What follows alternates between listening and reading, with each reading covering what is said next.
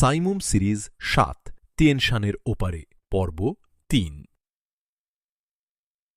General Boris কোনো শত্রু কিংবা সন্দেহজনক কিছু পেছনে রেখে যেতে চায় না। এই নীতির ভিত্তিতেই সে হত্যা করেছে ছোট তারিম নদীর তীরে ওই ৫ জন হুই যুবককে। সেই সাথে সে উদ্ধার করেছে সুন্দরী অভিনেত্রী মেইলিগুলিকে। মেইলিগুলিকে ওই যুবকরা ধরে নিয়ে যাচ্ছিল। তারা নিহত হলে মেইলিগুলি সাহায্যের আবেদন জানায় এবং তাকে কাশগড় পৌঁছে দিতে জেনারেল বরিসকে অনুরোধ করে। জেনারেল বরিস বিষয়টা নিয়ে চিন্তা করার পর তাকে কাফেলায় সামিল করে নেয়। মেইলিগুলির গোটা দেহটা কালো কাপড়ে আবৃত ছিল। হুই যুবকরা তাকে কিডন্যাপ করার পর তার দেহে এই বোরখা পরিয়ে দিয়েছিল। মেইলিগুলি এখন ওটা খুলে ফেলল। কালো বোরখার আবরণ চলে গেলে বেরিয়ে এলো লাল রঙের পশ্চিমা স্টাইলের স্কার্ট পরা তার দেহ। অপরূপ তার দেহ সুষমা। আহমদ মুসা সেদিক থেকে চোখ সরিয়ে নিল। তাকে বেঁধে ঘোড়ার পিঠে আগের মতো করেই শুইয়ে রাখা হয়েছিল। ৫ জন হুই যুবক হত্যার ওই ঘটনা ঘটার পর জেনারেল বরিসের কাফেলা কোনো প্রকার বিশ্রাম না নিয়ে দ্রুত বেগে এগিয়ে চলল কাশগড়ের দিকে। সে ভয় করেছিল হুইরা এই হত্যার প্রতিশোধ নিতে চেষ্টা করতে পারে। মেইলিগুলি এবং জেনারেল বরিসের ঘোড়া প্রায় পাশাপাশি চলছিল। তাদের সামনে কিছু আগে আহমদ মুসার ঘোড়া। ঘোড়ার জিনের সাথে বেঁধে রাখা তার দেহ দেখা যাচ্ছে, কিন্তু মুখ দেখা যাচ্ছে না। পাহাড়ি পথে ঘোড়ার চলা ও উঠানামায় দেহটা তার অবিরাম ঝাঁকুনি খাচ্ছে। আহমদ মুসার নিষ্পাপ দীপ্তিমান মুখ প্রথমেই মেইলিগুলি দৃষ্টি আকর্ষণ করেছিল। আহমদ মুসার রক্তাক্ত পোশাকও তার দৃষ্টি এড়ায়নি। সে বুঝতে পেরেছে ওই বন্দির ওপর অমানুষিক নির্যাতনও করা হয়েছে। কিন্তু সে বিস্মিত হয়েছে আহমদ মুসার চিন্তাশূন্য, উদ্বেগহীন, উজ্জ্বল, প্রশান্ত, পবিত্র মুখ দেখে। মনে হচ্ছে কোনো কিছুর প্রতিই যেন তার ভ্রুক্ষেপ নেই। বন্দির চেহারা তো এমন হয় না। সুতরাং শুরু থেকেই আহমদ মুসার ব্যাপারে মেইলিগুলির মনে একটা কৌতূহলের সৃষ্টি হয়, কিন্তু কিছু জিজ্ঞেস করতে সে সাহস পায়নি। জেনারেল বরিস তাকে আপনা থেকেই বলেছিল বন্দী একজন ভয়ঙ্কর লোক। মেইলিগুলি জেনারেল বরিসের একথা বিশ্বাস করেনি, কারণ ভয়ঙ্কর কোনো লোকের চেহারা এমন হয় না। তবে সে মনে করেছে সাধারণ কোনো মন ও অসাধারণ কোনো শক্তির অধিকারী না হলে এমন বিপদে কোনো মানুষ এমন প্রশান্ত উজ্জ্বল থাকতে পারে না। এমন যে লোকটি সে কে, এই জিজ্ঞাসা মেইলিগুলির মনে তীব্রতর হয়ে উঠল। আরেকটা জিনিস মেইলিগুলির নজর এড়ায়নি, সেটা হল একমাত্র বন্দী ছাড়া সবাই রুশ। বন্দীকে তার মতে তুর্কি বংশোদ্ভূত বলেই মনে হয়েছে। মুখের সুন্দর দাড়ি দেখে তার মনে বারবারই প্রশ্ন জেগেছে, বন্দী কি মুসলমান? জেনারেল বরিসের কাফেলা অনেকক্ষণ আগে অপেক্ষাকৃত সমতল ভূমিতে নেমে এসেছে, অর্থাৎ তারা কাশগড়ের নিকটবর্তী হয়েছে। সমভূমিতে নেমে আসার পর জেনারেল বরিসকে খুবই গম্ভীর দেখাচ্ছে। মনে হচ্ছে কি যেন হিসেব করছে সে। এক জায়গায় এসে জেনারেল বরিস থমকে দাঁড়াল, থামিয়ে দিল কাফেলা। পকেট থেকে একটা কাগজ টেনে বের করল। কাগজটা কাশগড় এলাকার মানচিত্র। যেখানে এসে কাফেলা দাঁড়িয়েছে সেখান থেকে একটা বড় রাস্তা সোজা পূর্ব দিকে এগিয়ে গেছে। আরেকটা ছোট রাস্তা উত্তর দিকে বাঁক নিয়ে ছোট তারিমের তীর ধরে এগিয়ে গেছে। বড় রাস্তাটা কাশগড় যাওয়ার সোজা এবং সংক্ষিপ্ত পথ, আর ছোট রাস্তাটা তারিমের সাথে আঁকা বাঁকা পথে এগিয়ে অনেক পথ ঘুরে কাশগড়ের পাশ দিয়ে আরও পূর্বে তাকলামাকান মরুভূমির দিকে চলে গেছে। জেনারেল বরিস মানচিত্রটি পকেটে রেখে তার একজন সহকারী কর্নেল কুনাকপকে বলল, তুমি ৪ জনকে নিয়ে এই সোজা পথে কাশগড় চলে যাও। যা বলেছি সেইভাবে ব্যবস্থা করে আমাকে খবর দাও, তারপর আমরা আসব। মেইলিগুলি বলল, আমি কি এদের সাথে কাশগড় চলে যেতে পারি জেনারেল? জেনারেল বরিস একটু হেসে বলল, না, আপনি আমাদের সাথে যাবেন। কুনাকপ সহ তার ৪ জন সাথী চলে যাবার মিনিট ৫ পর জেনারেল বরিস তার অবশিষ্ট কাফেলাকে উত্তরের রাস্তা ধরে এগিয়ে চলার নির্দেশ দিল। এই নির্দেশে মেইলিগুলি বিস্মিত হল। কর্নেল কুনাকপকে দেয়া কথা মোতাবেক তো তার তরফ থেকে খবর না আসা পর্যন্ত এখানেই অপেক্ষা করার কথা। মেইলিগুলি এই বিস্ময় তার মনে চেপে রাখল। দেখল জেনারেল বরিসের মুখ অত্যন্ত গম্ভীর। কাফেলা প্রায় ১ ঘণ্টা চলার পর এক জায়গায় এসে জেনারেল বরিস ওয়্যালেস কানে লাগিয়ে উত্তেজিত হয়ে পড়ল। সে ঘোড়া থেকে নামল এবং কাফেলাকে দাঁড়াতে বলে পাশের পাহাড়ের টিলায় উঠে গেল। চোখে দূরবীন লাগিয়ে চারদিকটা দেখল। প্রায় 1 মাইল পূর্বদিকে তারিম নদীর তীরে এই রাস্তার পাশে পুলিশ স্টেশনের একটা সাইনবোর্ড দেখে জেনারেল বরিসের মুখ উজ্জ্বল হয়ে উঠল। সে নেমে এলো পাহাড় থেকে। তারপর কাফেলায় ফিরে এসে মেইলিগুলিকে একপাশে ডেকে নিয়ে চুপি চুপি বলল, আমি যে দলকে কাশগড় পাঠিয়েছিলাম পথে তাদের উপর হুইরা আক্রমণ করেছিল, কিন্তু আপনাকে না দেখে তাদের ছেড়ে দিয়ে ওরা এদিকে এগিয়ে আসছে এবং কাশগড় থেকে হুইদের আরেকটা দলও এই পথে এদিকে আসছে। একটু দম নিল জেনারেল বরিস। তারপর বলল, এখন আমাদের করণীয় হল, সামনেই একটা পুলিশ স্টেশন আছে, আমরা আপনাকে সেখানে নিয়ে যাচ্ছি। আপনি সেখানে গিয়ে বলবেন হুইরা আপনাকে কিডন্যাপ করে পাহাড়ের ঘাঁটিতে নিয়ে যাচ্ছিল। আমরা ব্যবসায়ী, আসার পথে আমরা আপনাকে উদ্ধার করেছি। উদ্ধার করতে গিয়ে এই লোক আহমদ মুসা আহত হয়েছে। এখন হুইরা আবার আপনাকে ধরতে আসছে। আপনি পুলিশের সাহায্য চান। এরপর যা বলার আমিই বলব। মেইলিগুলি বিস্ময়ের সাথে লক্ষ্য করল কথাগুলো বলার সময় জেনারেল বরিসকে খুবই উত্তেজিত ও উদ্বিগ্ন দেখাচ্ছে। যে ধরনের ঘটনা এবং যে অবস্থা, তাতে এতটা উদ্বেগ বোধ করার কিছু নেই। মেইলিগুলির মনে প্রশ্ন জাগল, তাহলে এর বাইরেও কি কিছু আছে? বন্দী লোকটা কে? এই প্রশ্ন আবার তার মনে জাগল। জেনারেল বরিসের কথার জবাবে মেইলিগুলি বলল, ঠিক আছে, আমি বলব। এরপর জেনারেল বরিস আহমদ মুসার ঘোড়ার সামনে গিয়ে দাঁড়াল, তার বাঁধন খুলে দিল। বাঁধন খুলে গেলে আহমদ মুসা উঠে বসল। জেনারেল বরিসের নির্দেশে একটা বড় সাদা চাদর আনা হল। সে সাদা চাদরটি জেনারেল বরিস আহমদ মুসার হাতে তুলে দিয়ে বলল, গায়ে জড়িয়ে নিন। একটু দম নিল যেন জেনারেল বরিস। তারপর বলল, শুনুন, এই মেয়েকে কিডন্যাপকারী হুইদের সাথে সংঘর্ষে আপনি আহত হয়েছেন। এখন অসুস্থ আপনি। কেউ জিজ্ঞেস করলে এই কথাই বলবেন। একটু থেকে হাতে রিভলভারটি নাচিয়ে নাচিয়ে বলল, মনে রাখবেন, যে মুহূর্তে কথার সামান্য অন্যথা দেখব, ছাতু করে দেব মাথা। আহমদ মুসার মুখে একটা প্রশান্ত হাসি ফুটে উঠল। কোনো উত্তর দিল না। মেইলিগুলি বরিসের পাশেই দাঁড়িয়েছিল। তার মনে হল বরিসের হুমকি যেন পাথরের বুকে আছাড় খেয়ে ফিরে এল। জেনারেল বরিসের কাফেলা থানায় গিয়ে হাজির হল। থানাটি রাস্তা থেকে গজ 50 দূরে একেবারে নদীর তীরে দাঁড়ানো। প্রথমেই একটা বড় গেট। গেট পেরুলে একটা লন, তারপর থানার প্রধান অফিস ঘর। গেটে একজন পুলিশ দাঁড়ানো ছিল। মেইলিগুলি তাকে গিয়ে তার প্রয়োজনের কথা বলল। পুলিশ একবার মেইলিগুলির আগুন ঝরা অপরূপ সৌন্দর্যের দিকে তাকিয়ে গেট ছেড়ে দিল। মেইলিগুলি এবং জেনারেল বরিস ভেতরে ঢুকে গেল।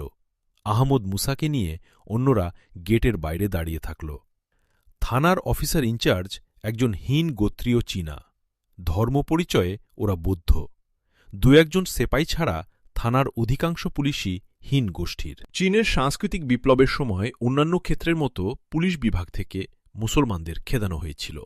বর্তমানে নতুন প্রশাসনের অধীনে তারা চাকুরি আবার কিছু কিছু ফিরে পেতে শুরু করেছে মাত্র। মেইলিগুলি গিয়ে থানার অফিসার ইনচার্জকে তার কথা বলতে শুরু করল। মেইলিগুলির নাম শুনেই পুলিশ অফিসার লাফিয়ে উঠল। পাশের ফাইল থেকে একটা ফটো বের করে এসে একবার ফটোর দিকে আর একবার মেইলিগুলির দিকে তাকিয়ে বলল, ঠিক মিলেছে, আপনার জন্যে হয়রান আমরা। কাশগড় রেস্ট হাউজে আপনার মা ভীষণ উদ্বিগ্ন। তাকে আমরা জানিয়ে দিই আপনার কথা। খুশি হয়ে মেইলিগুলি মাথা নেড়ে সম্মতি জানাল। অফিসার ভেতরে আর একটা রুমে চলে গেল। অল্পক্ষণ পর ফিরে এসে বলল, হেডকোয়ার্টারে জানিয়ে দিয়েছি, এখনই ওরা জানিয়ে দেবে আপনার মাকে। এখন শুনুন আমার কথা, বলল মেইলিগুলি। হ্যাঁ হ্যাঁ বলুন। সব কথা শুনে অফিসার ইনচার্জ একগাল হেসে বলল, হো, আপনি কোনো চিন্তা করবেন না, ওরা থানার আশেপাশে আসতে সাহস পাবে না। তারপর জেনারেল বরিসের দিকে হাত বাড়িয়ে বলল, ব্রেভম্যান, আপনাদের ধন্যবাদ, আমাদের বিরাট ঝামেলা থেকে বাঁচিয়েছেন। জেনারেল বরিসের মাথায় তখন অন্য চিন্তার ঝড়। সে ভাবছে, কাশগড়ে তাদের সংবাদ গেল কি করে? নিশ্চয় ছোট তারিমের ওই এলাকায় হুই মুসলমানদের যে ঘাঁটি আছে, সেখান থেকেই তাদের ব্যাপারে সব কথা কাশগড়ে তাদের লোকদের জানানো হয়েছে। আর তা অবশ্যই ওয়্যারলেসে। ওয়্যারলেসে তাদের জানানো সব কথার মধ্যে কি কি কথা আছে? সাইমুমের সাথে তাদের কি কোনো সম্পর্ক আছে? যখন এসবের কিছুই জানা নেই, তখন সব কিছুই সন্দেহের ব্যাপার। সুতরাং কিছুতেই তার এদের নজরে পড়া চলবে না। আবার থানাতেও বেশিক্ষণ দেরি করা বিপজ্জনক। আহমদ মুসার ব্যাপারটাই শুধু নয়, আগ্নেয়াস্ত্রসহ যেসব লাগেজ আছে তা একবার চীনা পুলিশের নজরে পড়লে কোনোদিনই এদের হাত থেকে ছাড়া পাওয়া যাবে না। এই সংকট থেকে উদ্ধার পাবার দুটোই পথ। প্রথমত, মেইলিগুলিকে তার কাফেলা থেকে পৃথক করা, যাতে করে হুইদের নজরে পড়া থেকে এ কাফেলা বাঁচতে পারে। দ্বিতীয়ত, কারো নজরে না পড়ে এইভাবে আহমদ মুসাকে কাশগড় পর্যন্ত পৌঁছানো। কাশগড়ে একবার পৌঁছাতে পারলে উরুমচি যাওয়ার সব ব্যবস্থা এখানকার ফ্রা ইউনিট ঠিক করে রেখেছে। জেনারেল বরিশ অফিসার ইনচার্জকে বলল, আমাদের প্রতি আপনার এই শুভেচ্ছার জন্যে ধন্যবাদ। এক মুহূর্ত থেকে জেনারেল বরিশ বলল, মেইলিগুলির কাছে আপনি সবকিছু শুনেছেন। এখন আমার আবেদন হল, মেইলিগুলির দায়িত্ব আপনারা নিয়ে তাকে কাশগড়ে পাঠাবার ব্যবস্থা করুন।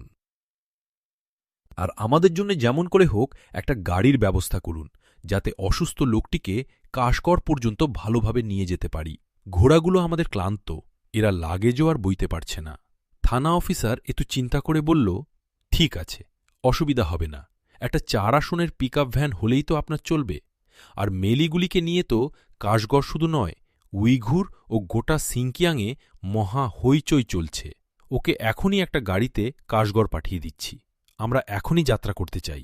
মেলিগুলিকে এখনই পাঠাচ্ছি। পুলিশ সাথে থাকবে, এতে আপনাদেরও সুবিধা হবে। ধন্যবাদ, বলল জেনারেল বরিস। গাড়ির ব্যবস্থা হয়ে গেল। জেনারেল বরিস ও তার লোকজন ঘোড়ার পিঠ থেকে লাগেজ খুলে পিকআপ ভ্যানে তোলার ব্যবস্থা করছে। আহমদ মুসাকে প্রথমেই পিকআপ ভ্যানে তোলা হয়েছে এবং দরজা বন্ধ করে দেয়া হয়েছে। জানলা দিয়ে আহমদ মুসাকে দেখা যাচ্ছে। জেনারেল বরিসের একজন লোক সে জানালার পাশে ঘুরঘুর করছে। বোঝাই যাচ্ছে সে আহমদ মুসার দিকে চোখ রেখেছে। তার একটা হাত পকেটে, অর্থাৎ প্রয়োজন হলে রিভলভার বের করতে এক মুহূর্ত দেরি করবে না। মেইলিগুলির জিপ রেডি। একসাথে যাবার জন্যে সে দাঁড়িয়ে আছে। তার চোখ ঘুরে ঘুরে বারবার আহমদ মুসার দিকেই নিবন্ধ হচ্ছিল, কিন্তু একবারই শুধু তার সাথে চোখাচোখি হয়েছে। সেই যে চোখ নামিয়ে নিয়েছে আর সে মুখ তুলেনি তার দিকে। মেইলিগুলির মনে পড়ল, জেনারেল বরিস যখন তার বাঁধন খুলে দিচ্ছিল এবং কথা বলছিল, তখনও সে মেইলিগুলির দিকে একবারও ফিরে তাকায়নি। সে বিস্ময় মানল, কাছে পেয়েও মেইলিগুলির দিকে চোখ ফেলে না, তার দিকে গোগ্রাসে তাকিয়ে থাকে না, এমন মানুষ কি থাকতে পারে? সেই কৈশোর থেকে এমন একজন মানুষও তো সে পায়নি। হঠাৎ করে মনে পড়ল তাকে কিডন্যাপকারী যুবকদের কথা। তারা তাকে কিডন্যাপ করে 2 রাত লুকিয়ে রেখেছিল নির্জন স্থানে। তারপর একদিন মধ্যরাতে তাকে নিয়ে যাত্রা করেছিল তিয়েনশানে। কিন্তু তারা কেউ তার গা স্পর্শ করেনি, কোনো প্রকার অশ্লীল আচরণও করেনি। ওই যুবকদের আচরণও তার কাছে বিস্ময়কর। তবু তাদের চোরা চোখে দৃষ্টিতে মাঝে মাঝে সে তার প্রতি প্রশংসার পীড়ন অনুভব করেছে। কিন্তু এর চোখ তো তাকে কোনো গণ্যের মধ্যেই আনছে না। কে এই অদ্ভুত বন্দী? মেলিগুলি ইতস্তত হাঁটতে হাঁটতে সেই পিকআপের জানালার সামনে গিয়ে দাঁড়াল। মেলিগুলি সেখানে দাঁড়ালে জেনারেল বরিসের লোকটি একপাশে সরে গিয়ে পায়চারি করতে লাগল। মেলিগুলি আহমদ মুসার প্রায় মুখোমুখি। দুজনের মধ্যে ব্যবধান 1 গজের চেয়ে বেশি হবে না। আহমদ মুসা একবার চোখ তুলেই আবার নামিয়ে নিয়েছে। মেলিগুলি জিজ্ঞেস করতে এসেছিল, কে এই বন্দী? কিন্তু হঠাৎ এ সময় তার মুখ দিয়ে বের হয়ে গেল, কিছু বলার আছে আপনার? একেবারে ফিসফিসে স্বর ছিল মেলিগুলির। প্রশ্নটা করেই সে ঘুরে দাঁড়িয়ে দৃষ্টি নিবদ্ধ করেছিল লাগেজ টানাটানি কাজের দিকে। কিন্তু সে উৎকর্ণ ছিল আহমদ মুসার উত্তর শোনার জন্যে। আহমদ মুসা তার এই প্রশ্নে কিছুটা বিস্মিত হল এবং মেয়েটির এই সুন্দর অভিনয়ে মনে মনে হাসল। একটু ভেবে নিয়ে মেয়েটির ওই প্রশ্নের জবাবে সে উইঘুর এলাকার আঞ্চলিক টানে বলল, শুক্রিয়া বোন, আল্লাহ আপনার মঙ্গল করুন এবং জাতির কাজে লাগার শক্তি আপনাকে দিন। কথা শেষ করে নিজের কথায় নিজেই চমকে উঠল আহমদ মুসা। বহুদিন, অনেক বছর পর সে নিজের মাতৃভাষায় কথা বলল। মাতৃভাষার এ ধ্বনি যেন মুহূর্তে তাকে অনেক পেছনের অতীতে টেনে নিয়ে গেল। মনে পড়ল শৈশব, কৈশোর এবং যৌবনের প্রারম্ভকালের অনেক ঘটনা, অনেক পুরনো চিত্র এবং তিয়েনশানের কোলে মুক্ত বাতাসের মতো ছুটে বেড়ানোর মধুর অনেক স্মৃতি। যেভাবেই হোক সেই তিয়েনশানের কোলে, সেই সিংকিয়াংয়ে সে হাজির। একথা মনে হতেই কোত্থেকে যেন নতুন প্রাণের জোয়ার আসছে তার দেহে, প্রতি ধমনীতে। আহমদ মুসার কথা শেষ হতে না হতেই জেনারেল বরিস ছুটে এলো এদিকে, এসে বলল, সব রেডি, উঠুন এবার গাড়িতে। এখন যাত্রা শুরু করলেও সন্ধ্যার আগে কিছুতেই আমরা কাশগড় পৌঁছাতে পারব না। মেলিগুলি মনে মনে হাসল, বুঝল বন্দির সাথে কথা বলি এটা বরিস চান না, এটা ঠেকানোর জন্যেই এখন গাড়িতে ওঠার তাড়াহুড়া। মেলিগুলি মুখে বলল, ধন্যবাদ জেনারেল বরিস, আমি প্রস্তুত। মেলিগুলি গাড়ির দিকে এগিয়ে গেল। গাড়িতে উঠে বসল সে। পেছনের সিটে বসল 4 জন পুলিশ, হাতে তাদের স্টেনগান। আগে চলল মেইলিগুলির জিপ, তার পেছনে জেনারেল বরিসের পিকআপ। জেনারেল বরিসদের ঘোড়াগুলো বাঁধা থাকল থানার গেটের বাইরে। ওগুলোর মালিকানা জেনারেল বরিস থানা ইনচার্জকে দিয়ে গেল। ছুটে চলেছে 2টি গাড়ি কাশগড়ের পথে। গাড়িতে বসে এখন এগিয়ে চলতে ভালো লাগছে মেইলিগুলির। মনে হচ্ছে জীবনের এক দুঃস্বপ্নের ইতি ঘটিয়ে সামনে এগিয়ে যাচ্ছে সে। সুখের এই স্মৃতিচারণের সময় আবার তার সামনে এলো সেই অদ্ভুত বন্দির কথা। কি অদ্ভুত মানুষ সে! নিজের কথা সে কিছুই বলল না। যা বলা ছিল ওই রকম নির্যাতনপিষ্ট বন্দির জন্যে স্বাভাবিক। উপরই সে আমারই মঙ্গল কামনা করল। নিজের সম্পর্কে এমন নির্বিকার কোনো কাউকে তো তার এর আগে নজরে পড়েনি। তার উপদেশের কথাও মনে পড়ল। জাতির কাজে লাগার জন্যে যে শক্তি চাই তা তিনি মেলিগুলির জন্যে প্রার্থনা করেছেন, কিন্তু যা তিনি চেয়েছেন তা তো আমি কোনোদিন চাইনি। নিজেকে নিয়ে ভেবেছি, জাতিকে নিয়ে তো কোনোদিন ভাবিনি। তার কথা কি এই ভাববারই আহ্বান? কে এই আহ্বানকারী অদ্ভুত, অসাধারণ এবং অজানাই বন্দী? আশপাশের ঝোপঝাড় এবং পাহাড়ের ছোটখাটো টিলার মিছিল পেছনে ফেলে তীব্র গতিতে এগিয়ে যাচ্ছে 2টো গাড়ি। মাঝপথে একদল ঘোড়সওয়ারকে অতিক্রম করল গাড়ি 2টি। মুখ বাড়িয়ে তাদের দেখে মেইলিগুলি বুঝল হুইরা বোধহয় তাদের সন্ধানেই বেরিয়েছিল। সন্ধ্যার পর গাড়ি 2টি কাশগড় শহরে প্রবেশ করল।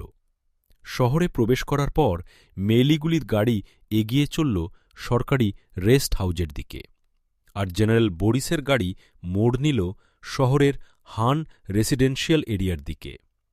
মুখ ফিরিয়ে মেইলিগুলি একবার জেনারেল বরিসের গাড়ির দিকে চাইল। একটা বেদনা বোধ করল সে মনে।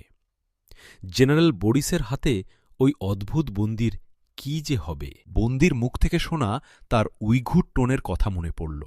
সে কি তাহলে সিংকিয়াংয়ের লোক? হঠাৎ মেইলিগুলির মনে হল সে কি তার জন্য কিছু করতে পারত না? কথাটা যখন মনে পড়ল তখন সে চোখ ফিরিয়ে দেখল জেনারেল বরিসের গাড়িটির রেয়ার লাইটের ক্ষীণ চিহ্নটিও পেছনের কালো আধারে মিশে গেছে। কাশগড় থেকে অভ্যর্থনার জন্যে আসা হুই ঘোড়সওয়ারদের কাছ থেকে হাসান তারিক জেনারেল বরিসকে অনুসন্ধানে তাদের চেষ্টার কথা শুনছিল। যেখান থেকে জেনারেল বরিস উত্তর দিকে মোড় নিয়ে তারিম তীরের পথে কাশগড় যাত্রা করেছিল, সেখানে সে মোড়ে এসে হাসান তারিক দাঁড়াল। হাসান তারিক কাশগড় থেকে আসা একজনের দিকে তাকিয়ে কাশগড়গামী সোজা পথটার দিকে ইঙ্গিত করে বলল, তোমরা তো এ পথেই 4 জন রুশ ঘোড়সওয়ারের দেখা পেয়েছিলে? মাথা নেড়ে সম্মতি জানাল সেই ঘোড়সওয়ার। হাসান তারিক আবদুল্লাহেবের দিকে তাকিয়ে বলল, ধূর্ত জেনারেল বরিস 4 জনকে সোজা পথটায় পাঠিয়ে উত্তর দিকের এ ঘোড়া পথটা ধরেই কাশগড় গেছে। সেই ঘোড়সওয়ারটি বলল, কিন্তু জনাব, আমরা সর্বক্ষণ এ পথের ওপর চোখ রেখেছি। রাত তক এক বা একাধিক কোনো ঘোড়সওয়ারই এ পথ দিয়ে যায়নি। সেটা ভিন্ন কথা, কিন্তু জেনারেল বরিস উত্তরের এ পথ ধরেই গেছে বলে একটু থামল। একটু চিন্তা করল হাসান তারিক। তারপর উত্তরের পথ ধরে চলতে শুরু করল সে। সেই থানার কাছাকাছি হাসান তারিকরা এসে পড়েছে। ওদিকে আলো দেখে হাসান তারিক জিজ্ঞেস করল, ওখানে কি কোনো বাড়ি? না, ওটা থানা, আহমদ ইয়াং জবাব দিল। থানার কথা শুনে হাসান তারিক থমকে দাঁড়াল। হঠাৎ তার মনে হল জেনারেল বরিসের হাতে মেইলিগুলি ছিল। প্রখ্যাত অভিনেত্রী সে কিডন্যাপ হয়েছিল। পুলিশের সাহায্য সে পেতে পারে। জেনারেল বরিস কি এরই সুযোগ গ্রহণ করেছে? কোনো ঘোড়সওয়ার কাশগড় যায়নি, তার অর্থ ওরা কি এখনও থানায় থাকতে পারে? থানায় গিয়ে থানার প্যাঁচে আটকে পড়তেও তো পারে। একটা ক্ষীণ সম্ভাবনা উকি দিল তার মনে। হাসান তারিক একটু চিন্তা করল, তারপর আহমদ ইয়াংয়ের দিকে চেয়ে বলল, থানায় একটু খোঁজ নেওয়া যেতে পারে। আমার মনে হয় জেনারেল বরিস এখানে আসতে পারে। তাহলে আপনারা দাঁড়ান, আমি খোঁজ নিয়ে আসি। ঠিক আছে, আমিও তোমার সাথে যাব, বলল হাসান তারিক। তারপর হাসান তারিক এবং আহমদ ইয়াং দুজনে থানার পথ ধরে এগিয়ে চলল। আহমদ ইয়াং আগে চলছে, পেছনে হাসান তারিক। থানা প্রাচীর ঘেরা, সামনে লোহার বড় গেট। লোহার গেট ঘেঁষে ভেতরে একটা পুলিশ বক্স। ওখানে বন্দুকধারী একজন পুলিশ দাঁড়িয়ে আছে। গেটের ডান পাশে জেনারেল বরিশের রেখে যাওয়া সেই ৫টি ঘোড়া বাঁধা আছে তখনও। আহমদ ইয়াং তখন গেটের কাছাকাছি পৌঁছেছে। হঠাৎ ঘোড়ারা রেশাধ্বনি করলে সে বাম দিকে চাইল। দেখল কয়েকটি ঘোড়া সেখানে বাঁধা। তাকে দেখে ঘোড়াগুলো পা ছুটছে এবং রেশাধ্বনি করছে। আহমদ ইয়াংয়ের মনোযোগ ছিল গেটের দিকে, গেটের পুলিশের দিকে। সে মুখ ফিরিয়ে নিয়ে দ্রুত সেদিকে চলল। গেটের পুলিশকে দেখে আহমদ ইয়াং মনে মনে বেজার হল। পুলিশটি হান গোষ্ঠীর। ওরা সিংকিয়াংয়ের মূল বাসিন্দা মুসলমানদের ভালো চোখে দেখে না। সাংস্কৃতিক বিপ্লবের সময়ে ওদের বিপুল সংখ্যায় এনে সিংকিয়াংয়ে বসানো হয়েছে। এ অঞ্চলে মুসলমানদের বিরুদ্ধে তারা পাল্টা শক্তি, এই মন্ত্র তাদের কানে দেয়া হয়েছিল। এটা তারা ভুলে যায়নি। তাদের বদ্ধমূল ধারণা তারা শাসন করতেই এসেছে। এ ধারণা প্রকাশের কোনো সুযোগই তারা ছাড়ে না। আহমদ ইয়াং এসে ২ হাত গেটে রেখে গেট ঘেঁষে দাঁড়াল। সে জানে হানদের খুশি করতে হলে ওদের চীনা ভাষায় কথা বলতে হবে। আহমদ ইয়াং চীনা ভাষায় পুলিশটি প্রতি শুভেচ্ছা জ্ঞাপন করে বলল, কোনো মেহমান এসেছিল কি থানায়? কাদের কথা বলছ? মেইলিগুলি? রুশ কেউ? কয়েকজন রুশ মেইলিগুলির সাথেই এসেছিল। তাদের সাথে তোমার কি? কেন জিজ্ঞেস করছ? কিছু না খোঁজ করছি, ওরা আমাদের সাথী কিনা। শেষ কথাটা শুনে পুলিশটি একটু খুশি হল বলে মনে হল। সাগ্রহে এবার বলল, মেইলিগুলিকে তোমরা কোথায় পেলে বলো তো? কি যে হয়রানি গেছে কয়দিন। পাহাড়ের পথে ওকে আমরা উদ্ধার করেছি। বড় ভালো মেয়ে, তাই না? গোটা দেশে ও রকম একটি মেয়েও আমার চোখে পড়েনি। একেবারে সাক্ষাৎ পরী। পুলিশের মুখে এবার কথার ক্ষয় ফুটতে শুরু করেছে। আহমদ ইয়াং জানে মেইলিগুলির প্রসঙ্গ নিয়ে কথা বললে ঘণ্টাতেও শেষ হবে না। কিন্তু সময় নেই আহমদ ইয়াংদের। কথার মোড় ঘুরিয়ে সে বলল, ওরা এখন কোথায়? না, ওরা সঙ্গে সঙ্গেই চলে গেছে। আমাদের সাহেব নিজে ওদের থানার গাড়িতে করে কাশগড় পাঠিয়ে দিয়েছে। ওই দেখো, ওদের ঘোড়া ওরা রেখে গেছে। আহমদ ইয়াং ঘোড়াগুলোর দিকে ফিরে তাকাল। ঘোড়াগুলোর দিকে তাকাতে গিয়ে আহমদ ইয়াং আবার সেই দৃশ্যই দেখল। ঘোড়াগুলো তার দিকে তাকিয়ে মুখ তুলে রেশা রব করছে। ঘোড়াগুলোর এই আচরণে এবার বিস্মিত হল আহমদ ইয়াং। পুলিশের কাছ থেকে বিদায় নিয়ে আহমদ ইয়াং ঘোড়াগুলোর কাছে এল। পেছনে পেছনে হাসান তারিক। ঘোড়াগুলোর কাছে এসে চক্ষু স্থির হয়ে গেল আহমদ ইয়াংয়ের একরাশ বিস্ময় এসে যেন তার কণ্ঠরুদ্ধ করে দিল। একই, এ যে আমাদের ঘোড়া! সামনের দুপায়ের সন্ধিস্থলে অস্পষ্টভাবে মুসলিম টার্কিক এম্পায়ার গ্রুপের প্রতীক রেড ক্রিসেন্ট আঁকা। ঘোড়াগুলোকে এবার স্পষ্ট চিনতে পারল আহমদ ইয়াং। আর চিনতে পারার সাথে সাথে এক অজানা আশঙ্কায় গোটা দেহ শিউরে উঠল তার। অভিভূতের মতো এগিয়ে আহমদ ইয়াং একটি ঘোড়ার গায়ে হাত বুলাল। ইতিমধ্যে গেটের পুলিশ ছুটে এলো সেখানে। বলল, শুনো, ঘোড়াগুলো ওরা কিন্তু আমাদের বড় সাহেবকে দিয়ে গেছে। আহমদ ইয়াং একবার পুলিশের দিকে ফিরে তাকাল। তারপর ফিরে আসার জন্যে ঘুরে দাঁড়াল। কাফেলার উদ্দেশ্যে ধীরে ধীরে চলতে শুরু করল আহমদ ইয়াং। তার পেছনে পেছনে হাসান তারিক। চলতে চলতে বিস্মিত হাসান তারিক বলল, কি ব্যাপার আহমদ ইয়াং? ঘোড়াগুলোর ব্যাপারটা কি? তারিক ভাই, মনে হচ্ছে আমাদের একটা বড় সর্বনাশ হয়ে গেছে। কি? মুসলিম টার্কিক এম্পায়ার গ্রুপ। সোভিয়েত মধ্য এশিয়ায় আপনাদের বিপ্লবের খবর পেয়ে গ্রুপের ডেপুটি লিডার উরুমচির হাজি সেলিম চ্যাংয়ের নেতৃত্বে একটা দল তাশখন্দের উদ্দেশ্যে পাঠিয়েছিল। এ ঘোড়াগুলো তাদেরই। মুসলিম টার্কিক এম্পায়ার গ্রুপ চীনের বিশেষ করে সিংকিয়াং অঞ্চলের মুসলমানদের মুক্তিকামী একটা বিপ্লবী সংগঠন। সাধারণ মুসলমানদের কাছে এ সংগঠন এম্পায়ার গ্রুপ নামে পরিচিত। ৯৩৪ খ্রিস্টাব্দে তিয়েনশানের এপারে পূর্ব তুর্কিস্তান অঞ্চলে ইসলাম প্রথম প্রবেশ করে। উইঘুর নেতা আব্দুল করিম সাতুক বোগরা খান ইসলাম গ্রহণের পর পূর্ব তুর্কিস্তানে ইসলাম দ্রুত ছড়িয়ে পড়ে। এই সাতুক বোগরা খানই ৯৪ খ্রিস্টাব্দে পূর্ব তুর্কিস্তানে ইসলামের প্রথম স্বাধীন মুসলিম সাম্রাজ্যের প্রতিষ্ঠা করেন। তার সে রাষ্ট্র মুসলিম টার্কিক এম্পায়ার নামে অভিহিত ছিল। চীনের মুসলিম ভূখণ্ডে কমিউনিস্ট নিপীড়ন শুরু হবার পর, বিশেষ করে মাওয়ের নেতৃত্বে সাংস্কৃতিক বিপ্লব চলাকালে মুসলমানদের অস্তিত্ব বিলুপ্তি হবার মুখে চীনের মুসলমানদের মুক্তির জন্য লড়াইরত মুসলমানরা মুক্তির সম্মিলিত প্ল্যাটফর্ম হিসেবে চীনের প্রথম মুসলিম সাম্রাজ্যের নাম অনুসারে মুসলিম টার্কিক এম্পায়ার গ্রুপ নামে এই সংগঠনের প্রতিষ্ঠা করে। এম্পায়ার গ্রুপ আরও সংক্ষেপে। এম্পায়ার এখন চীনা মুসলমানদের প্রাণের সংগঠন। কমিউনিজমের বিরুদ্ধে আপোষহীন বিপ্লবী নেতা শহীদ উসিমানের ছেলে উরুমুচির ইউসুফ চিয়াং এখন এম্পায়ারে নেতৃত্ব দিচ্ছেন। সাংস্কৃতিক বিপ্লবের কালো দিন থেকে চীনা জনগণকে উদ্ধারকারী চীনের বর্তমান প্রশাসন এম্পায়ার গ্রুপের অনেক দাবি ইতিমধ্যেই মেনে নিয়েছে। সংগঠনটি এখনও আন্ডারগ্রাউন্ডে থেকে কাজ করছে।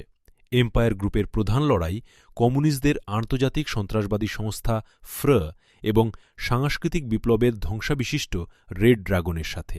চীনে ফ্র এবং রেড ড্রাগন কার্যত এক হয়ে এখন ফ্রয়ের ব্যানারে কাজ করছে। সিনকিয়াংয়ে তাদের ১ নম্বর শত্রু মুসলমানরা এবং ২ নম্বর শত্রু হল নতুন চীন সরকার। আহমদিয়াংয়ের কথা শেষ হলে একটু চিন্তা করে হাসান তারিক বলল, তারা যায়নি, এমন কি হতে পারে না? অসম্ভব। জেনারেল বোরিসের হাতে তাদের ঘোড়াগুলো পড়েছে, এটাই প্রমাণ যে তারা গেছে। হঠাৎ হাসান তারিকের মনে পড়ল পামিরে দেখা চীনা উইঘুর কাজাকদের ১০টি লাশের কথা। সঙ্গে সঙ্গে হাসান তারিক দাঁড়িয়ে পড়ল। আহমদিয়াংও। হাসান তারিক বলল, ওরা কি ১০ জন ছিল? হ্যাঁ, ১০ জন।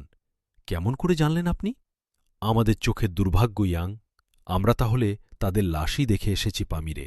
একটু ঢোক গিলে হাসান তারিক আবার বলতে শুরু করল, আমরা তখনই মনে করেছিলাম ওদের ঘোড়া হাত করার জন্যেই ওদের হত্যা করা হয়েছে। আহমদিয়াং ২ হাতে মুখ ঢেকেছিল। তার আঙুলের ফাঁক গলিয়ে গড়িয়ে পড়ছিল অশ্রু। ধীরে ধীরে হাসান তারিক কাঁধে হাত রাখল, বলল, চলো ভাই, ওরা আমাদের প্রেরণা। শহীদের রক্ত আন্দোলনকে দুর্বল করে না, শক্তিশালী করে। কান্না চেপে কম্পিত গলায় আহমদিয়াং বলল, তারিদ ভাই, হাজি সেলিম ভাই যেদিন গেছেন তার পরদিন তার প্রথম পুত্র সন্তান জন্ম। কথা শেষ করতে পারল না আহমদিয়াং, কান্নায় জড়িয়ে গেল তার কথা। হাসান তারিকের চোখটাও ভারী হয়ে উঠল, তবু আহমদিয়াংকে সান্ত্বনা দিয়ে বলল, নিজের পুত্র, নিজের ভাই, নিজের স্ত্রী, নিজের আত্মীয় স্বজন, সবার চেয়ে সেলিম ভাই যাকে বেশি ভালোবাসতেন তার কাছেই তিনি গেছেন। ইয়াং, দুঃখ করো না, বলে হাসান তারিক আহমদিয়াংয়ের একটা হাত ধরে হাঁটতে শুরু করল। কাফেলায় ফিরে এলো তারা। কাফেলা ছুটে চলল এবার কাশগড়ের দিকে। কাশগড়ের কাছাকাছি এসে হাসান তারিক আবদুল্লায়েব ও আহমদিয়াং বাদে অন্যদের অন্য পথ ধরে কাশগড় প্রবেশের নির্দেশ দিল। দল বেঁধে প্রবেশ সে ভালো মনে করল না। সে ধূর্ত জেনারেলকে কিছুতেই জানতে দিতে চায় না যে কেউ তাকে অনুসন্ধান করছে। কাশগড়ে বিখ্যাত ঈদগান মসজিদের উত্তর পাশে ৩ তলা একটা বিল্ডিংয়ে এম্পায়ার গ্রুপের অফিস। কাশগড় এলাকার কাজ এখান থেকেই চলে। অফিসের রেস্টরুমে একটু গড়িয়ে নিল হাসান তারিক। অনেকদিন পরেই শয়ন। শোবার পর বুঝা গেল কি ধকল গেছে শরীরের ওপর দিয়ে। শরীরের জোড়াগুলো যেন খুলে যাচ্ছে, বেদনায় শরীরটা ঝাঁঝরা। নরম বিছানায় একটু আরাম বোধ হতেই মনে পড়ল আহমদ মুসার কথা। সঙ্গে সঙ্গে ভুলে গেল নিজের দেহের কথা। জেনারেল বোরিসের মতো অমানুষের হাতে কেমন আছে সে? বিছানা থেকে উঠে বসল হাসান তারিক। ডাকল আবদুল্লায়েব এবং আহমদিয়াংকে। আহমদিয়াংয়ের সাথে আলোচনা করল এখানকার যোগাযোগ ব্যবস্থা এবং ফ্রায়ের কর্মতৎপরতা নিয়ে। জানা গেল পূর্ব তুর্কিস্তান অর্থাৎ সিনকিয়াংয়ে ফ্রায়ের হেড কোয়ার্টার উরুমচি এলাকায়। খোটান, ইয়ারকন্দ, আলতাই, তুরপান থেকে উরুমচি পর্যন্ত সড়কগুলোর সাথে যোগাযোগের একমাত্র উপায় বাস। উরুমচির সাথে ১৫ দিনে একবার বিমান যোগাযোগ আছে। সব শুনে হাসান তারিক বলল, আমার মনে হয় জেনারেল বরিস আহমদ মুসাকে কাশগড়ে ইচ্ছা করে একদিনও রাখবে না। যে শহর থেকে হুইরা মেলিগুলিকে সরকারি তত্ত্বাবধান থেকে কিডন্যাপ করতে পারে সে শহরে আহমদ মুসাকে রাখা নিরাপদ নয়। একটু থেমে হাসান তারিক আহমদিয়াংকে বলল, আমি কয়েকটা জিনিস জানতে চাই। উরুমচিতে বিমান ফ্লাইট কবে? উরুমচিতে বাস যাবার সবচেয়ে কাছের তারিখ কবে? উরুমচি যাবার প্রাইভেট গাড়ি পাওয়া যায় কিনা? আহমদ ইয়াং বলল, কাশগড়ে কোনো প্রাইভেট গাড়ি মেলে না। আজ সকালে উরুমচিতে একটা ফ্লাইট গেছে। আগামীকাল উরুমচির উদ্দেশ্যে বাস ছাড়ার দিন। একটু চিন্তা করল হাসান তারিক, তারপর বলল, তোমরা একটু বিশ্রাম নাও। আমরা জোহরে নামাজ পড়ে প্রথমে বিমান অফিস, তারপর বাস অফিসে যাব। তারা জোহর নামাজ পড়ল ঈদগান মসজিদে। কাশগড়ের সবচেয়ে বড় মসজিদ, 15,000-এরও বেশি লোক এখানে একসাথে নামাজ আদায় করতে পারে। পাথরের দেয়াল, লক্ষণীয় মেহরাব এবং দেয়ালের বরাবর নিচের অংশটা খালি, সিমেন্ট বের হয়ে আছে। হাসান তারিকের পাশে আহমদ ইয়াং নামাজ পড়ছিল। নামাজের ফাঁকে আহমদ ইয়াং কার্পেটের একটা অংশ উঠিয়ে দেখাল, মসজিদের মেঝেও এবড়ো থেবড়ো। আহমদ ইয়াং বলল, দেয়াল এবং মেঝে শ্বেত পাথরে আবৃত ছিল। সাংস্কৃতিক বিপ্লবের সময় কমিউনিস্টরা সব খুলে নিয়ে গেছে। মসজিদের ঝাড়বাতি ছিল, মূল্যবান কাঠের জানালা কপাট সবই ওরা নিয়ে যায়। বহুদিন মসজিদ জানালা কপাটহীন উন্মুক্ত ছিল। কুকুর বিড়ালের নিরাপদ আশ্রয়ে পরিণত হয়েছিল মসজিদ। কেন নামাজ হতো না মসজিদে, জিজ্ঞেস করল হাসান তারিক। প্রকাশ্যে মসজিদে আসার সাধ্য তখন কারো ছিল না। মসজিদের ইমাম মুফতি হাজি ইউনুস এবং মুয়াজ্জিন হাজি ওয়াংকে যেদিন ওরা শ্রম শিবিরে নিয়ে গেল, সেদিন থেকে কার্যত মসজিদে নামাজ বাদী হয়ে যায়। ওরা এখন কোথায়? হাজি ইউনুস এবং ওয়াং? হ্যাঁ, ওরা আর ফিরে আসেননি। শুনেছি অমানসিক পরিশ্রম এবং রোগে ভুগে শ্রম শিবিরেই মারা গেছেন। এখনকার ইমাম ইনি কে? হুজুর, হাজি ইউনুসের ভাতিজা। তখন ইনি কাশগড়ের মাদ্রাসাতুল হাদিসের ছাত্র ছিলেন। তাকে 5 বছর দাস শিবিরে কাটাতে হয়। বর্তমান সরকারের আমলে তিনি ছাড়া পেয়েছেন। এ সময় ইকামত শুরু হল। সবাই ফরজ নামাজ আদায়ের জন্য উঠে দাঁড়াল। নামাজ শেষে হাসান তারিক, আবদুল্লায়েব এবং আহমদ ইয়াং বিমান অফিসে এল। বিমান অফিস শহরের এক প্রান্তে, বিমান বন্দরের সাথে সংলগ্ন, 2 তলা বিল্ডিং। বিমান অফিসের বুকিং কাউন্টারে ঢুকতে ঢুকতে হাসান তারিক আহমদ ইয়াংকে বলল, 2টো খোঁজ নিতে হবে। 1, আজকে সকালের ফ্লাইটে কারা গেছে তাদের নাম। 2, কি কি লাগেজ বুক হয়েছে তার তালিকা। বুকিং অফিসে ঢুকে অনুসন্ধান ট্যাগ আটা কাউন্টারে গিয়ে আহমদ ইয়াং বলল, আমি আমার একজন আত্মীয়ের সন্ধান করছি। আজকের ফ্লাইটে যারা উরুমচি গেছে তাদের একটা তালিকা এবং লাগেজের একটা বিবরণী চাই। অফিসারটি হান গোষ্ঠীর। সে চোখ কপালে তুলে বলল, এ এক বিরাট ফিরিস্তির ব্যাপার, আমার এটা কাজও নয়। কাউন্টার থেকে ফিরেই অফিসের একজন মেসেঞ্জারকে পেল। বয়স 20-21 হবে, জাতিতে উইঘুর মুসলমান। খুশি হল আহমদ ইয়াং। সে তাকে জিজ্ঞেস করল, অফিসের বুকিং ইনচার্জ কে? কেন? আজকের ফ্লাইটে যাত্রী ও লাগেজের একটা তালিকা চাই। এ ধরনের তালিকা বাইরে দেয়া নিয়ম নেই। একটু চিন্তা করে জবাব দিল যুবকটি। কিন্তু আমার যে জরুরি প্রয়োজন, জোর দিয়ে বলল আহমদ ইয়াং। যুবকটি আহমদ ইয়াংয়ের দিকে চেয়ে কিছুক্ষণ চিন্তা করল। তারপর তাদেরকে নিয়ে সে ওয়েটিং কর্নারে এল। বসার পর যুবকটি চুপি চুপি বলল, একটাই পথ খোলা আছে। বুকিং ইনচার্জ হান জাতের একজন অফিসার, ঘুষখোর। আপনারা একজন তার রুমে যান। প্রথমে একটা মানি ব্যাগ তার হাতে তুলে দিয়ে তার কাছে সাহায্য চাইবেন। আমার ধারণা কাজ হবে। যুবকটির পরামর্শ কাজে লাগল। 10 মিনিট পর আহমদ ইয়াং যাত্রী ও লাগেজ তালিকার কপি নিয়ে বের হয়ে এল। অফিস থেকে বেরুবার সময় আহমদ ইয়াং সেই মেসেঞ্জার যুবকটির হাতে 50 ইউয়ানের একটা নোট গুজে দিল। যুবকটি বিনীতভাবে সেটা ফিরিয়ে দিয়ে বলল, আমি গরিব, কিন্তু এ টাকা নেয়ার আমার জন্য অন্যায় হবে। ঘুষ নেয়াকে আমার হুজুর বড় পাপ বলেছেন। তোমার হুজুরকে? আর্তোসের হুজুরের কাছে আমি মাসে একবার কুরআন শেখার জন্য যাই। আর্তোস কাশগড়ের কাছেই ছোট একটা শহর, কাশগড়ের চেয়েও প্রাচীন। এখানেই পূর্ব তুর্কিস্তানের প্রথম স্বাধীন মুসলিম সাম্রাজ্যের প্রতিষ্ঠাতা আব্দুল করিম শাতুক বোগরা খানের মাজার। মাজার সংলগ্ন প্রাচীন একটা মসজিদ আছে সেখানে। বৃদ্ধ শেখ জামির উদ্দিন সেখানকার ইমাম। তিনি সেখানে একটি মাদ্রাসাও চালান। কোরআন হাদিসে গভীর জ্ঞান ও পবিত্র চরিত্রের জন্যে তিনি সকলে শ্রদ্ধার পাত্র। বহু দূরদূরান্ত থেকে মানুষ তার কাছে কুরআনের তাফসির শুনতে যায়। গভীর রাতে তার এই কুরআনের দরস শুরু হয়। যুবকটির কাছ থেকে বিদায় নিয়ে হাসান তারিকরা বেরিয়ে এল বিমান অফিস থেকে। আসার সময় আহমদ ইয়াং যুবকটির পরিচয় জেনে নিল। তারা ভাড়া করা একটা বেবি ট্যাক্সি নিয়ে বেরিয়েছিল। গাড়িতে ওঠার সময় হঠাৎ পেছনে নজর যাওয়ায় হাসান তারিক দেখল অনুসন্ধান কাউন্টারের সেই হান যুবকটি অফিসের বারান্দায় দাঁড়িয়ে মেসেঞ্জার যুবকটির সাথে আলাপ করছে। গাড়িতে ওঠা হলে গাড়ি ছেড়ে দিল। বেবি ট্যাক্সিতে মুখোমুখি 4টি সিট। হাসান তারিক বসেছিল সামনের সিটে, অর্থাৎ তার নজর ছিল পেছনের দিকে। গাড়ি একটা টার্ন নেবার সময় হাসান তারিকের নজর আবার পেছনে গেল। সে দেখল অনুসন্ধান কাউন্টারের সেই যুবকটি একটা বেবি ট্যাক্সিতে উঠছে। বেবি ট্যাক্সিটি নতুন, সামনের নাম্বার প্লেটে লাল অক্ষরে বড় বড় করে ৯৯ লেখা। চীনে এ এলাকায় সামনে পিছনে দুদিকেই নাম্বার থাকে। হাসান তারিক আহমদ ইয়াংয়ের কাছ থেকে বিমানের যাত্রী ও লাগেজ তালিকা নিয়ে ওতে নজর বুলাতে লাগল। যাত্রী তালিকায় জেনারেল বোরিসের নাম পাবে না এ ব্যাপারে সে নিশ্চিত ছিল। একটা সোভিয়েত নাম সে খুঁজছিল, তাও পেল না। হতাশ হয়ে হাসান তারিক লাগেজের তালিকাটা তুলে নিল। লাগেজ তালিকায় সর্বশেষ আইটেমটি ছিল একটা কফিন। আশার একটা আবেশ ফুটে উঠল হাসান তারিকের চোখে।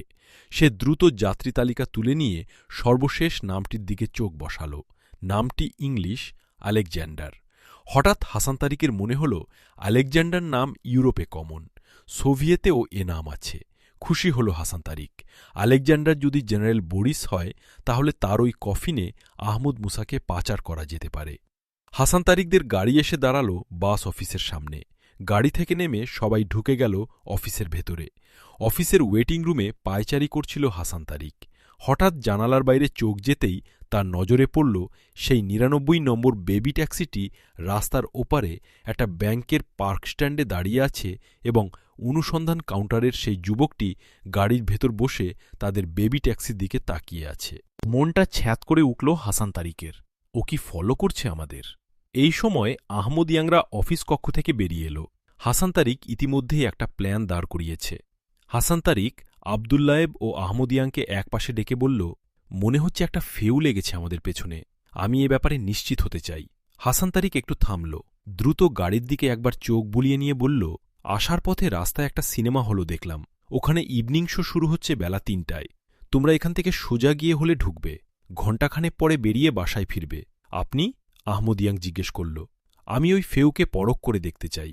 নির্দেশ মোতাবেক আবদুল্লায়েব আহমদ ইয়াংকে নিয়ে বেরিয়ে গেল। হাসান তারিক জানালা দিয়ে দেখল আবদুল্লায়েবদের চলে যাবার পর সেই ফেউ বেবি ট্যাক্সিটিও চলতে শুরু করল।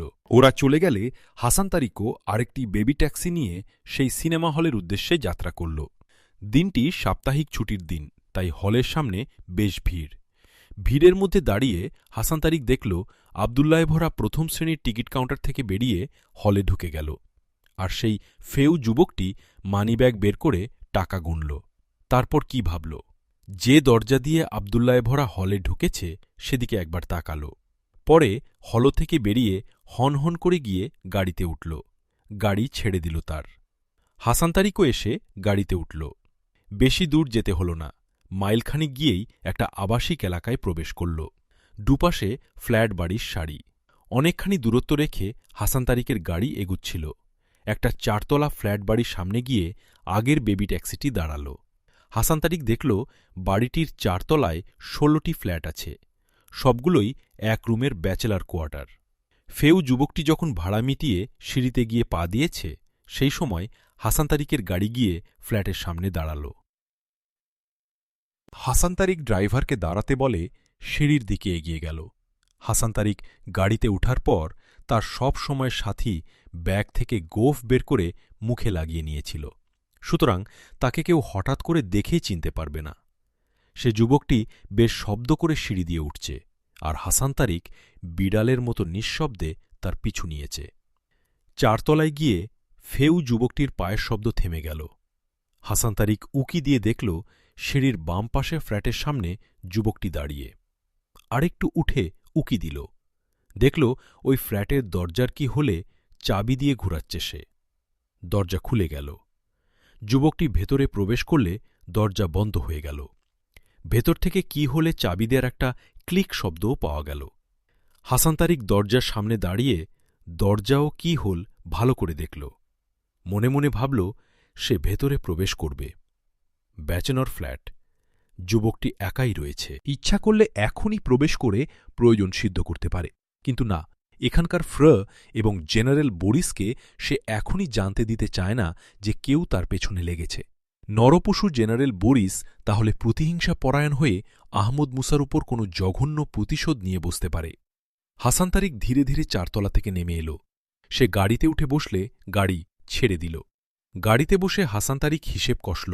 যুবকটি কাজ অর্ধসমাপ্ত রেখে সম্ভবত টাকার ঘাটতি থাকায় বাড়িতে ফিরে এসেছে। শো ভাঙার আগে অবশ্যই সে ফিরে আসবে, যাতে করে ওদের অনুসরণ করে ঠিকানাটা জেনে নিতে পারে।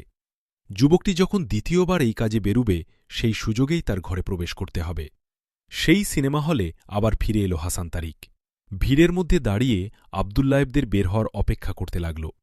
সেই ফেউ যুবকটি আসে কখন, সেদিকেও তার নজর থাকল। ঘণ্টাখানেক পর আবদুল্লায়েবরা বেরিয়ে এলে হাসান তারিক তাদেরকে বাথরুমের দিকে ডেকে নিয়ে শো শেষ হওয়া পর্যন্ত হলে থাকতে বলল। শো শেষ হলে তবেই তারা যেন বের হয়।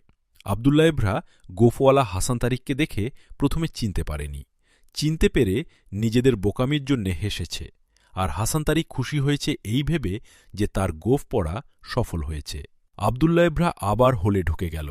হাসান তারিককে আরও আধা ঘণ্টা ভিড়ের মধ্যে অপেক্ষা করতে হল। তখন 4:30 বাজে। সিনেমা হলের বিপরীত দিকে একটা দোকানের পাশে সে দাঁড়িয়েছিল। শব্দ করে একটা বেবি ট্যাক্সি সিনেমা হলের সামনে দাঁড়াতে দেখে ওদিকে তাকালো হাসান তারিক। দেখল সেই যুবক বেবি ট্যাক্সি থেকে নেমে সিঁড়ি বেয়ে হলে উঠে গেল। হাসান তারিক আরেকটা বেবি ট্যাক্সি নিয়ে এগিয়ে চলল সেই রেসিডেন্সিয়াল এরিয়ার দিকে। খুবই সাধারণ ধরনের লক। সাধারণ মাস্টার কিতেই খুলে গেল।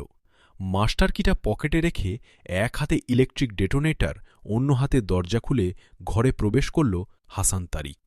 হাতের ইলেকট্রিক ডেটোনেটরটা শান্ত। গোটা ঘরটা একবার ঘুরে এল। নিশ্চিত হল সে, না, কোথাও ইলেকট্রিক ট্র্যাপ নেই। ঘরটা একেবারেই সাদামাটা গোছের। একটা শোবার খাট, একটা টেবিল, একটা চেয়ার, একটা ওয়ারড্রপ। রান্নাঘরে একটা gas stove, trunk, suitcase, briefcase, কিছুই নেই। হতাশ হল হাসান তারিক। যুবকটি নিশ্চয়ই সাধারণ ইনফরমারের বেশি কিছু নয়। টেবিলটা শূন্য। টেবিল ক্লথের নিচটাও শূন্য। টেবিলের ড্রয়ারে কয়েকটা ইউয়ান পড়ে আছে মাত্র। ড্রয়ারের ফ্লোরে একটা সাদা কাগজ বিছানো। চীনা এয়ারলাইন্সের প্যাডের একটা পাতা বেশ পুরনো। হাসান তারিক বুঝল ড্রয়ারের কভার হিসেবে অনেক দিন ধরে ব্যবহৃত হচ্ছে। কিন্তু দুটো টেলিফোন নম্বর লেখা দেখল। লেখা পুরনো, কালি বেশ ফেড হয়ে গেছে, 4 ডিজিটের নাম্বার। কাশগড়ের নাম্বার 3 ডিজিটের। তাহলে নাম্বারটা কাশগড়ের বাইরের। কাজে লাগতে পারে ভেবে নাম্বার দুটো টুকে নিল হাসান তারিক। ওয়ারড্রপ খুলল, তাতেও কিছু নেই। কয়েকটা জামা কাপড়। খুব ভালো করে পরীক্ষা করল, না, কোনো গোপন কেবিনও কোথাও নেই। বালিশের নিচটা, তোশকের নিচটা সবই পরীক্ষা করল, না, কিছুই কোথাও নেই। হতাশ হল হাসান তারিক। তাহলে সে কি একটা বাজে চুনোপুটির পিছনে ছুটে সময় নষ্ট করল? কিচেনটা একবার দেখবে বলে ওদিকে পা বাড়াল। এমন সময় বাইরে থেকে দরজার তালা খোলার শব্দ হল। হাসান তারিক দ্রুত সরে গেল কিচেনে। পকেট থেকে রিভলভারটা হাতে তুলে নিয়েছে সে। দরজা খুলে ঘরে ঢুকল একটি মেয়ে। বয়স 20-22 বছর হবে। চৌকাঠের ফাঁক দিয়ে মেয়েটির দিকে নজর রেখেছিল হাসান তারিক। মেয়েটির ঘরে ঢুকার ভাব দেখে হাসান তারিক বুঝল মেয়েটি এ ঘরের পরিচিত। মেয়েটি ঘরে ঢুকে সোজা বিছানায় এসে বসল। জ্যাকেটের পকেট থেকে ছোট এক টুকরা কাগজ বের করল। তারপর বিছানা থেকে বালিশটি তুলে নিয়ে কভারটি খুলে ফেলল। বালিশের মাঝখানের সেলাইটি ফাঁক করে সেই কাগজের টুকরাটা বালিশের মধ্যে ঢুকিয়ে দিল। তারপর বালিশের কভার পরিয়ে যথাস্থানে রেখে যেমনভাবে এসেছিল ঠিক তেমনভাবে বেরিয়ে গেল ঘর থেকে। হাসান তারিক কিচেন থেকে বেরিয়ে দরজা লেগেছে কিনা দেখে এল। তারপর দরজা থেকে ফিরে এসে বালিশ থেকে সেই কাগজ বের করল সে। চীনা ভাষার একটা চিরকুট। চীনা ভাষা সে জানে না। মুশকিলে পড়ল সে।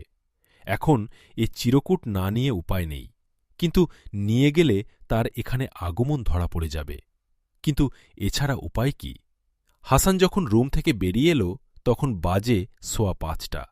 সিনেমা শো ভাঙতে তখন ৪৫ মিনিট বাকি। হাসান তারিক ফিরে এল সেই সিনেমা হলের সামনে আবার। ঠিক ৬টার সময় বেরিয়ে এল আবদুল্লায়েবরা হলত থেকে। হাসান তারিক লক্ষ্য করল তাদের পেছনে পেছনে বেরিয়ে এল সেই ফেউ যুবক। হাঁটতে হাঁটতে হাসান তারিক আহমদ ইয়াংকে বলল, ফেউ আমাদের পেছনে লেগেছে। ও আমাদের আস্তানা দেখে তবেই ছাড়বে। আমরা তার উদ্দেশ্য সফল হতে দিতে পারি না। একটু থেমে হাসান তারিক জিজ্ঞেস করল, আর্তোস এখান থেকে কত দূর? 5 মাইল। চলো আর্তোস যাব। আব্দুল করিম বগরা খানের কবর জিয়ারত করে এশার দিকে ফিরে আসব। ইতিমধ্যে কেউ পিছু না ছাড়লে তার একটা ব্যবস্থা করা যাবে। একটা বেবি ট্যাক্সি নিয়ে আর্তোসের দিকে ছুটল হাসান তারিকরা। গাড়িতে ওঠার সময় হাসান তারিক লক্ষ্য করল ফেউ যুবকটি একটা বেবিতে উঠে বসছে। আর্তোস শহরটি কাশগড় থেকে উত্তর পশ্চিমে পাহাড় ঘেরা একটা উপত্যকায় একটা বিখ্যাত ঝরনার পাশে। সোয়া 6টার দিকে হাসান তারিকদের বেবি ট্যাক্সি শহর থেকে বেরিয়ে এল। ফেউয়ের বেবি ট্যাক্সি তখন পর্যন্ত সমান গতিতে তাদের পেছনে ছুটে আসছে, কিন্তু শহর থেকে বেরিয়ে কিছুদূর আসার পর বেবি ট্যাক্সিটি আর কেউ দেখতে পেল না। সন্ধ্যার অন্ধকার তখন নেমে এসেছে। নিশ্চয় ফেউ যুবকটি এই রাতের বেলা শহর থেকে বাইরে অনিশ্চয়তার পথে তাদেরকে অনুসরণ করতে সাহস পায়নি। হাসান তারিক হাঁপ ছেড়ে বাঁচল। অহেতুক একটা চুনোপুটিকে মেরে চারদিকে সাড়া জাগাতে চায় না, জেনারেল বরিসদের সাবধান করে দিতে চায় না। চলতে চলতে আবদুল্লায়েব জিজ্ঞেস করল, কিছু পেলেন তারিক ভাই? পেয়েছি। মুসা ভাইকে ওরা আজ সকালের ফ্লাইটেই উরুমচি নিয়ে গেছে। আর যে নতুন মিশনে গিয়েছিলেন সেখানে? ফেউয়ের ওখানকার কথা বলছ? হ্যাঁ, শুরুতেই সন্দেহ হয়েছিল ও বরিসের লোক, ফ্রয়ের এজেন্ট। ঠিক তাই। ওর প্রত্যেক জামার কলারেই ফ্রয়ের প্রতীক দেখেছি, তবে বিশেষ কিছু পাইনি। একটা চীনা ভাষার চিরকুট পেয়েছি, জানি না ওতে কি আছে। সন্ধ্যা 7টার দিকে হাসান তারিকরা আর্তোসে পৌঁছাল। বেবি ট্যাক্সিকে অপেক্ষা করতে বলে তারা 3 জন অজুখানায় অজু করে বগরা খান মসজিদে ঢুকে গেল। মসজিদের পাশেই কবরগাহ। প্রথমে ওরা কবরগাহে গিয়ে দোয়া করল। অলঙ্কারবিহীন সাদাসিধা কবরগাহ। বিল্ডিংটা জরাজীর্ণ, চারিদিকে লোহার রেলিং, মাঝে মাঝে ভেঙে গেছে। ভেঙে যাওয়া অংশ কাঠ লাগিয়ে পূরণ করা হয়েছে। বগরা খান মসজিদের অবস্থাও কবরগাহের মতোই। দেয়ালের পাথরগুলো হা করে আছে, কোথাও কোথাও গর্ত হয়েছে। মসজিদের মেঝে এবড়ো থেবড়ো। মসজিদের উঁচু মিনার দেখার মতো, কিন্তু তার একাংশ ভেঙে গেছে। এখন মিনারে উঠে আর আজান দেওয়া হয় না। ওঠা বিপজ্জনক। ওখানে মাইকের হর্ন লাগানো আছে, নিচে থেকে আজান হয়। মাইকের হর্নটি নতুন, মাইকও নতুন। আহমেদিয়াং জানালো মাইকটি অতি সম্প্রতি লেগেছে। এতদিন জোরে আজান নিষিদ্ধ ছিল, আর সাংস্কৃতিক বিপ্লবের সময় তো আজান এবং নামাজও বন্ধ ছিল। এশার নামাজ হাসান তারিকরা মসজিদেই পড়ল। বগরা খান মসজিদের সবচেয়ে দৃষ্টি আকর্ষণের জিনিস গোটা মসজিদ জুড়ে থাকা লাল কার্পেট। ঠিক এ ধরনের কার্পেট হাসান তারিক কাশগড়ের ঈদগান মসজিদেও দেখেছে। হাসান তারিক আহমেদিয়াংকে জিজ্ঞেস করল, মসজিদের অবস্থার সাথে কার্পেট তো মিলে না?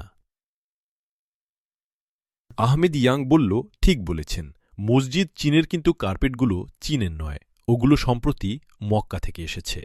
মক্কার রাবেতায় আলম আল ইসলামী সম্প্রতি এ কার্পেটগুলো দান করেছে। সিংকিয়াংয়ের সব মসজিদেই এরকম কার্পেট দেখতে পাবেন। ওরা আমাদের ইসলামী সমিতির কাছে মসজিদসমূহ সংস্কারের জন্যে অর্থ সরবরাহেরও অফার দিয়েছে।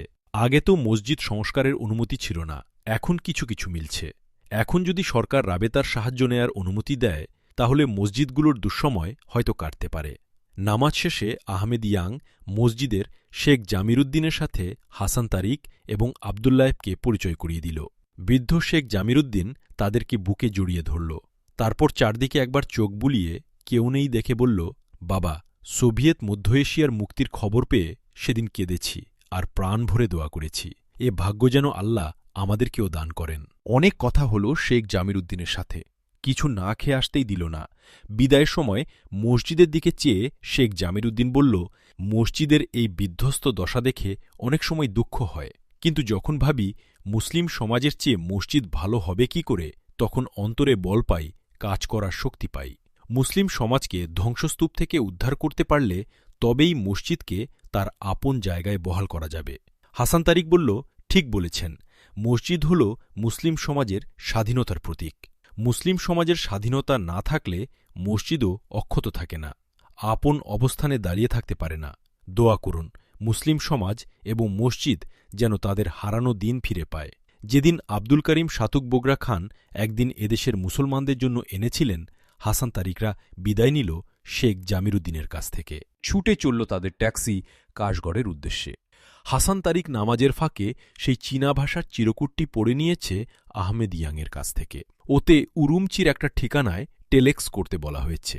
টেলেক্সে বলতে বলা হয়েছে যে তিয়েনশানের ওপার থেকে দুজন সন্দেহজনক ব্যক্তি হুইদের সাথে কাশগড়ে আজ বেলা 10টায় প্রবেশ করেছে। হাসান তারিক খুশি হয়েছে। উরুমচির ঠিকানাটা নিশ্চয় জেনেল বরিস কিংবা ফ্রের হবে। বেবি ট্যাক্সি পাথুরে মরু পথের মধ্য দিয়ে ছুটছে কাশগড়ের দিকে পূর্ণ বেগে। হাসান তারিক অনেকটা স্বগত কণ্ঠেই বলল, আপাতত কাশগড়ের কাজ শেষ। তারপর আহমেদ ইয়াংয়ের দিকে ফিরে বলল, যাবার পথেই আমরা বাস অফিস থেকে আগামীকাল সকালের জন্য উরুমচির 3টা টিকিট করে নিয়ে যাব। প্রস্তুত আছো তো? আহমেদ ইয়াং মাথা নেড়ে সম্মতি জানাল।